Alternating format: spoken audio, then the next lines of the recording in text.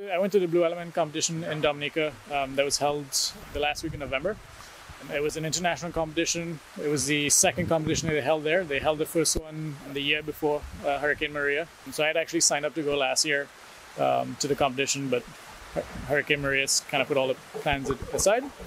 So I went this year, competed for Grenada amongst about 20 other athletes from all over the world. And some pretty high-level athletes were in the competition, so it's quite a range of people taking part. I did 6 dives, so there are 6 competition days, and you do 1 dive per day on the roster. I did dives in all 3 of the depth disciplines that are recognized by the international rankings, and I set 3 national records, technically 6, but the last 3 dives set 3 new national records for Grenada, all to 40 meters of depth. In a competition, you're focused on a lot of things. There's a lot of rules when you're not allowed to touch the line. On the bottom, there's a bottom plate. You have to grab a tag and you have to bring it back up. When you come back up, you have to perform a particular surface protocol by removing your mask and saying you're okay to the judges. So there's actually, there's an element of relaxation, but at the same time, you're still focusing on technique and trying to remember all the things you're supposed to do in order to get a winning white card to declare a good dive. There is a risk associated with any water sport that you do.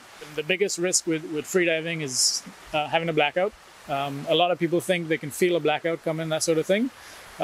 Usually by the time you feel a blackout coming, it's too late, you've passed out. And the biggest risk with blacking out, especially when you're diving on your own or you're spearfishing on your own, is when it happens in the water, you're going to drown. You have nobody there to help you. So getting a certification, getting some training, understanding what the risks are, how to manage those risks. It's a safe sport. It has risks, but if it's done properly, done with the right training, done with the right people, it's a completely safe sport.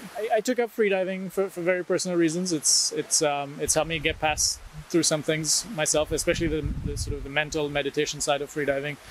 Being on the water is a very peaceful thing for me. I've enjoyed this competition I went to. It's a very good vibe.